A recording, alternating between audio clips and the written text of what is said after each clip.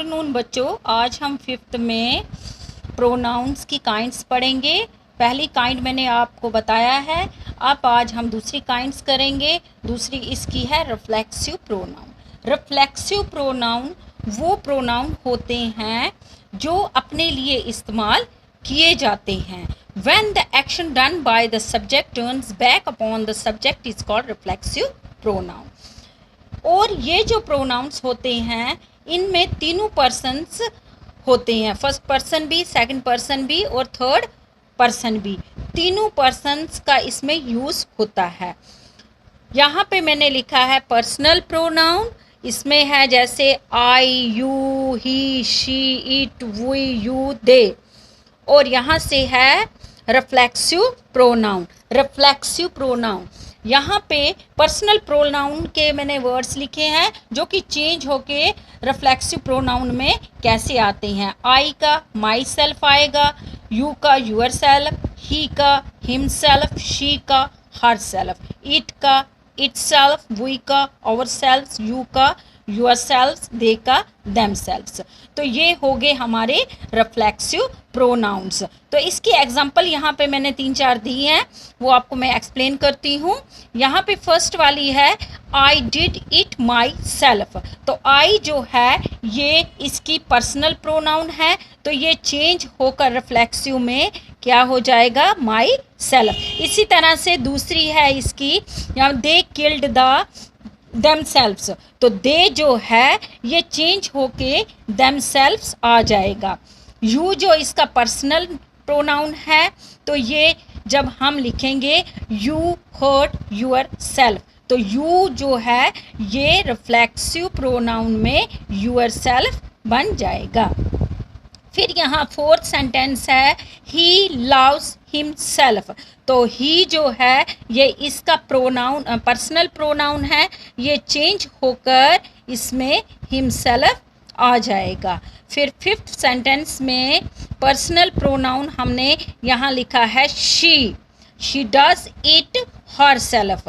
तो जो ये पर्सनल प्रोनाउन में शी है, इसके प्लेस यहाँ पे इसके साथ आ जाएगा हर सेल्फ। तो ये हो गए हमारी रिफ्लेक्सिव प्रोनाउन की एग्जांपल्स। उसके बाद हम करते हैं पॉसेसिव प्रोनाउन। पॉसेसिव प्रोनाउन वो प्रोनाउंस होते हैं जो एक अपना अधिकार बताते हैं और नाउन के प्लेस पे यूज किए जाते हैं। For example, this pen is mine, that is your. ये पेन मेरा है, दैट इज यूअर, यानी कि वो तुम्हारा है। सेकेंड एग्जाम्पल है she is reading my book, she lost her. वो किताब मेरी पढ़ रही है, शी लॉस्ट हर, और उसने अपनी किताब खोई है। तो माई जो है ये इसके साथ यहाँ पे क्या लगता है, यानी कि माई अपनी है, यानी मैं इस पे पूरा पॉसेशन जमा रही हूँ, पूरा पोजीशन दिखा रही हूँ, हक दिखा रही हूँ। तो यहाँ पे इसके बाद हम करेंगे fourth demonstrative pronouns. Demonstrative pronouns वो प्रोनाउंस होते हैं जो किसी चीज़ या किसी भी थिंग या किसी भी प्लेस की ओर हमें इशारा करते हैं। अगर वो हमारे नज़दीक है तो वहाँ पे हम दिस और दीज का यूज़ करते हैं। अगर वो हमसे दूर है तो वहाँ पे हम दैट और दोस का यूज़ करते हैं। तो they point out things these and this, यानी अगर वो मेरे पास है, नज़दीक है, हमारे नज़दीक है, तो वो हमें इशारा करते हैं। और अगर जो हमसे दूर होता है वहाँ पे हम यूज़ करते हैं दैट और those. For example, this is my book, तो ये मेरे नज़दीक है, इसलिए यहाँ पे मैंने इसको दिस पॉइंट आउट किया है। यहाँ पे है दैट इज़ योर बुक, वो तुम्हारी किताब है, यानी कि वो दूर रखी है मुझसे, वो दूर है, इसलिए वहाँ पे मैं दैट का यूज़ करती हूँ। दीज आर आवर टॉयज़, ये हमारे खिलौने हैं, तो दीज जो है ये भी मेरे नज़दीक है। आपको याद रखना है इसमें कि जो चीज़ें या जो प्लेस हमारे नज़दीक होते हैं तो हम उनको दीज या दिस लगा के यूज़ करते हैं, और जो हमसे दूर होते हैं वहाँ पे दैट और दोज का यूज़ किया जाता है। अब इसके बाद है fifth, interrogative pronounce.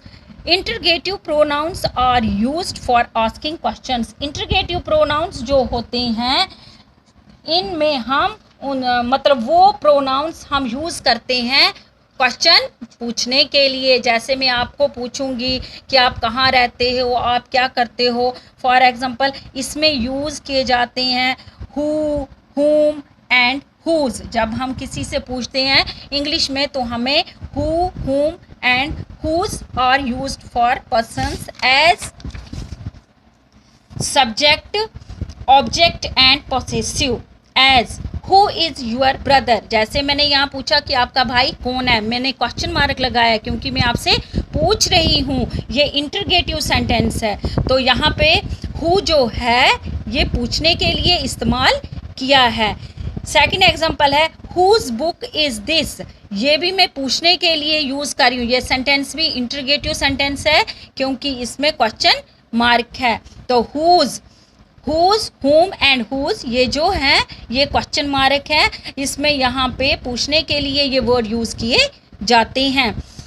Which are used for lifeless things और small living things. As which is your book, तुम्हारी किताब कौन सी है। यानी कि मैं अगर बोलूँगी who is your brother, who your sister, who is your father, यो पूछने के लिए इस्तेमाल किए जाते हैं। वहाँ पे हम नाउन के प्लेस पे हु, हुज, विच का यूज़ करते हैं।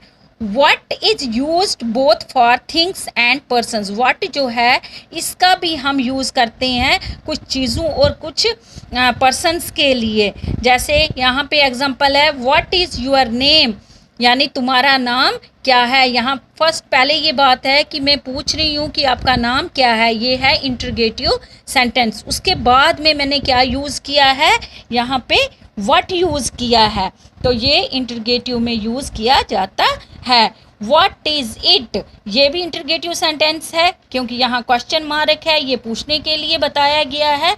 तो ये व्हाट जो है यहाँ पे पूछा जा रहा है। इसके बाद में सिक्स्थ काइंड इसकी है रिलेटिव प्रोनाउंस। रिलेटिव प्रोनाउंस वो प्रोनाउंस होते हैं जो नाउन के साथ अपना रिलेशन बनाते हैं, जो नाउन के साथ अपना एक रिलेशन बनाते हैं। They join the sentences and are used for nouns, और नाउन के लिए इस्तेमाल होते हैं। They go before them. जैसे यहाँ पे हम बताएंगे example the boy who fell down the roof is my brother, यानी वो लड़का जो छत से गिर गया वो कौन है, मेरा भाई। तो यहाँ पे रिलेशन ये बना रहा है इसका, the boy who fell down, यहाँ पे ये किसका रिलेशन बना रहा है, इज़ माई ब्रदर। तो यहाँ पे हु जो है ये रिलेशन बना रहा है लेकिन बता रहा है। This is the man whose leg was broken, यहाँ पे भी ये सेंटेंस बता रहा है कि ये वो आदमी है जिसकी टांग टूट गई है। तो यहाँ पे भी ये प्रोनाउन के साथ रिलेशन बना रहा है। That is the girl whom the teacher give a prize, ये वो लड़की है जिसको टीचर ने प्राइज़ दिया है। तो यहाँ पे भी ये इसका रिलेशन नाउन और प्रोनाउन का बनता दिख रहा है। तो ये हो गए हमारे kinds of pronouns. Thank you.